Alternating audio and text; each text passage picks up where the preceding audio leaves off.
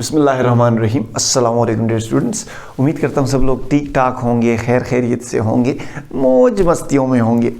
इस वीडियो में हम पढ़ने वाले हैं कार्बोहाइड्रेट्स। हम कार्बोहाइड्रेट्स का जनरल इंट्रो पढ़ेंगे कि कार्बोहाइड्रेट्स बेसिकली हमारे पास किस चीज़ में यूज़ होती हैं, कार्बोहाइड्रेट्स के सोर्सेस क्या क्या हैं। फिर कार्बोहाइड्रेट्स की जनरल डिफिनीशन पढ़ लेंगे और जनरल डिफिनीशन के साथ इसको हम जनरलाइज फॉर्म में भी लिख लेंगे। फिर इसकी हम मॉडर्न डिफिनीशन पढ़ लेंगे। और अर्ज़ ये कहना मैं ये चाहता हूँ कि अगर ये वीडियो आपने एंड तक तवज्जो के साथ देख ली तो कार्बोहाइड्रेट्स का पूरा कॉन्सेप्ट आपको हम क्लियर करवा के दे देंगे। बस तवज्जो आपने देनी है, समझाने वाला काम हमारा। हमें पता है आपका टाइम बहुत ज़्यादा कीमती है, इसलिए इसे ज़ाया नहीं करेंगे और शुरू करेंगे अपने आज की वीडियो कार्बोहाइड्रेट्स से। सबसे पहले इसका आपको मैं जनरल इंट्रोडक्शन बता देता हूँ कि what is carbohydrates, why is carbohydrates introduction. देखिए, हमारी बॉडीज में डिफरेंट कंपाउंड्स होते हैं जो कि डिफरेंट पर्पसेस के लिए यूज होती हैं। एग्जांपल मैं देता हूं आपको प्रोटीन की। प्रोटीन हमारे पास बॉडी के स्ट्रक्चर को मेंटेन करता है। जो हमारे पास न्यूक्लिक एसिड्स हैं, डीएनए और आरएनए है, ये हमारे पास हेरिडिटरी मटेरियल, जेनेटिक मटेरियल को कैरी करता है। इसी तरह जो लैपिड्स होते हैं वो हमारे पास सेल मेम्ब्रेन में प्रेजेंट होते हैं। Cell membrane is basically lipid bilayer membrane. जो बॉडी की अब एनर्जी है ना, जो हम एनर्जी यूज करते हैं बातें करने में, चलने में, दौड़ने में, वो एनर्जी बेसिकली हमारे पास आती है कार्बोहाइड्रेट्स से। So carbohydrates is basically the energy source of body. We can say that carbohydrates are used for energy. Carbohydrates हम यूज करते हैं एनर्जी के लिए, सही है। अच्छा, अब ये जो है ना, अगर हम जनरली एक नॉर्मल ह्यूमन की बात करें तो a human body by weight is composed of 1% of carbohydrates. Human body by weight is made up of 1% carbohydrates. मतलब ये कि अगर किसी इंसान का, लेट सपोज एक तगड़ा इंसान है और उसका वेट 100 kg है, तो उस 100 kg वाले बंदे में 1 किलोग्राम कार्बोहाइड्रेट्स होगा। और ये हमारे पास बेसिकली यूज होती है एनर्जी पर्पसेस के लिए। और it is naturally occurring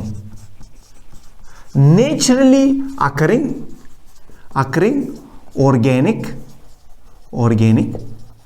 compounds. ये हमारे पास नेचुरली अकरिंग ऑर्गेनिक कंपाउंड्स है, ये हमारे पास नेचर में ही प्रेजेंट है। समझाता हूं, एग्जांपल में देता हूं आपको कि किस तरह हमारे पास नेचुरली अकरिंग है। देखिए, कार्बोहाइड्रेट्स की एग्जांपल्स हैं हमारे पास glucose and fructose is the basic examples of carbohydrates. Fructose, sucrose,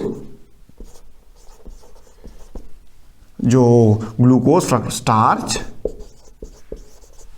cellulose. अच्छा, देखिए, जो ग्लूकोज है ना, ये हमारे पास प्रेजेंट होता है ग्रेप्स के शुगर में। जो ग्रेप्स का शुगर होता है ना, ग्रेप्स, उसके शुगर में हमारे पास ग्लूकोज प्रेजेंट होता है। फ्रक्टोज हमारे पास हनी, शहद में प्रेजेंट होता है। सक्रोज हमारे पास केन के शुगर केन में हमारे पास प्रेजेंट होता है। स्टार्च जो है वो हमारे पास प्रेजेंट होता है पोटैटोज में, सही है। जो हमारे पास जो सेल्यूलोज है ये हमारे पास वुड में होते हैं। सो ये जो ग्रेप्स हो गया, हनी हो गया, शुगर केन हो गया, पोटैटो हो गया, और ये जो वुड है, ये तो हमारे पास नेचर में ही एग्जिस्ट कर रही है ना। So we can say that these hydrocarbons are macro organic molecules which occur in nature, which are naturally occurring organic compounds. अच्छा, ये तो हमने इसका थोड़ा सा जनरल इंट्रो पढ़ लिया। अब आते हैं इसके डिफिनीशन की तरफ।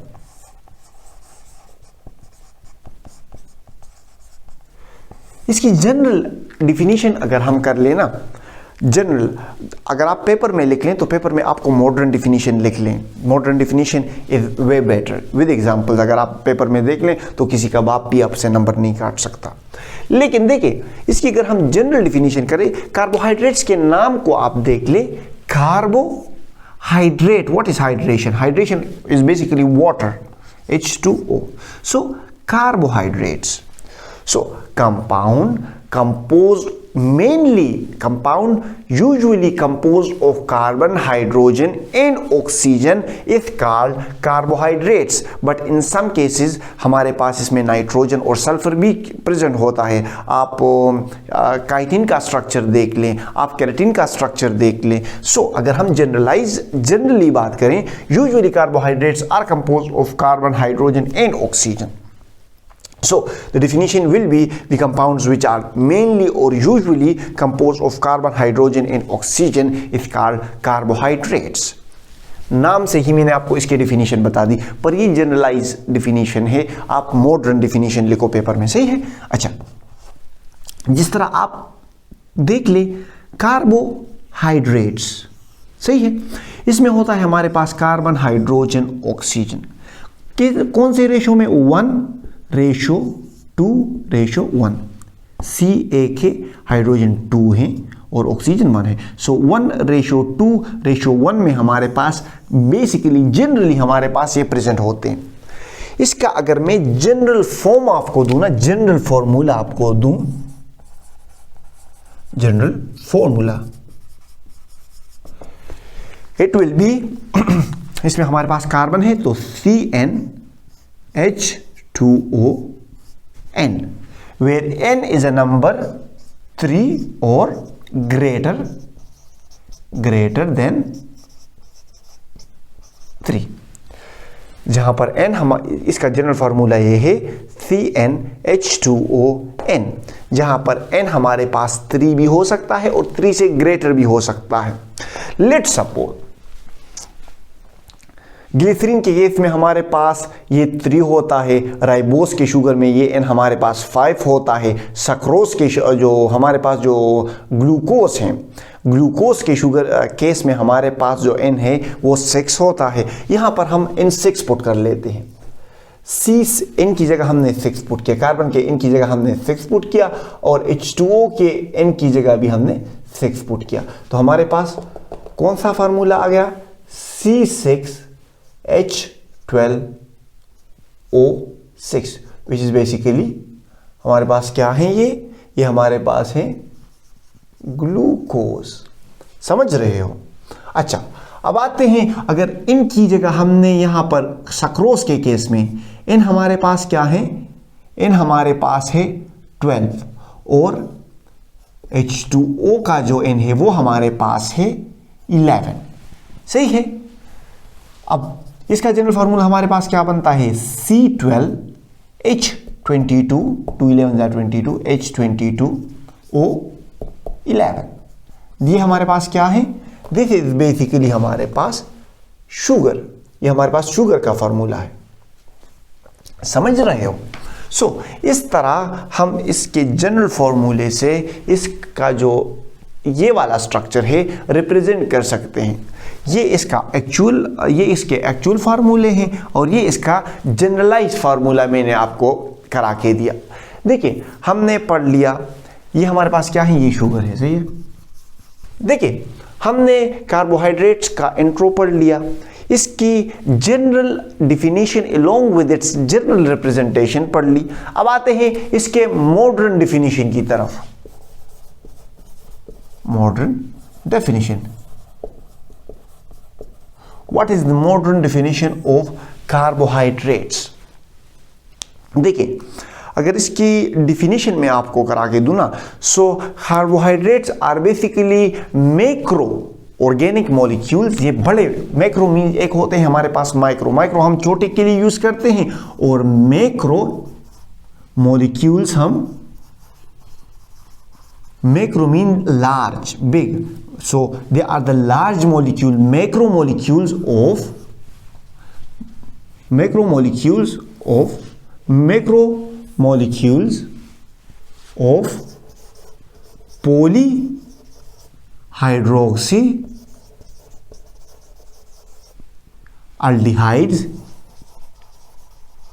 अल्डिहाइड्स जिसमें का जो फंक्शनल ग्रुप है कार्बोनाइल कार्बन के साथ हमारे पास यहां पर हाइड्रोजन प्रेजेंट होता है।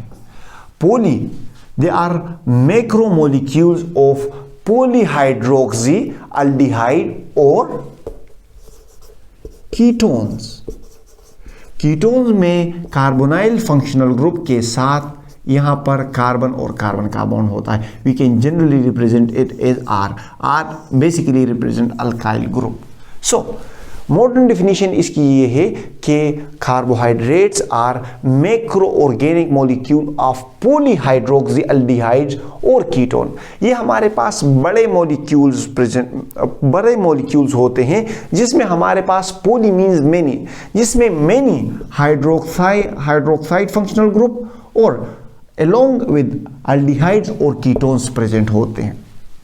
मैंने आपको बताया कि हमारे पास जो शुगर है, जो हमारे पास ग्लूकोज और फ्रक्टोज, ये हमारे दो बेसिकली हमारे पास मेन कार्बोहाइड्रेट्स हैं। इन दोनों का जो जनरल फार्मूला है वो C6H12 और O6 है। सही है।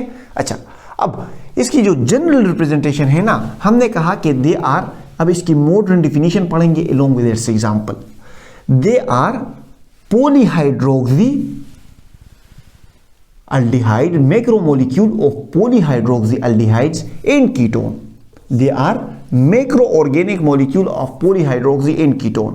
ओके, जो हमारे पास ग्लूकोज है इसमें कार्बन 6 है, 1 2 3, इस तरह लिख लेते हैं 2 3 4 5 और 6। फ्रक्टोज में भी हमारे पास 6 कार्बन प्रेजेंट होते हैं, 1 2 3 4 5 और 6। अच्छा, ग्लूकोज और फ्रक्टोज का डिफरेंस ये है कि जो ग्लूकोज है ये हमारे पास पेंटाहाइड्रोक्सी अल्डिहाइड है, जो हमारे पास कीटोन्स है ये हमारे पास जो फ्रक्टोज है हमारे पास, ये हमारे पास पेंटाहाइड्रोक्सी कीटोन है। जो ग्लूकोज होता है हमारे पास, ग्लूकोज इज पेंटाहाइड्रोक्सी